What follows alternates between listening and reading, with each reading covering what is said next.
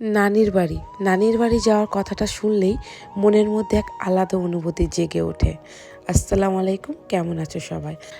আজ আবারও ফিরে এলাম নতুন একটা মিনি ভ্লগ নিয়ে। আমরা যতই বড় হয়ে যাই না কেন, নানির বাড়ির সাথে জড়িয়ে থাকে ছোটবেলার অনেক স্মৃতি।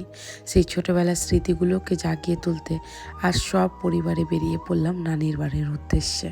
আমাদের লাগেজও প্রায় যথেষ্ট হয়ে যায়, আর এখানে আব্বু তাড়াহুড়া করছিল গাড়িতে ওঠার জন্য, আর আমরা বেরিয়ে পড়ি। এই দেখো, আমি, মা, ভাবি, তারপরে মাসুদ পেছনে বসে আছে লাগেজ নিয়ে। রাস্তাতে যাওয়ার পথে আমাদের খিদে পেয়ে যায়। এখানে মাসুদ গরম গরম লুচি আর ঘুগনি এনেছিল।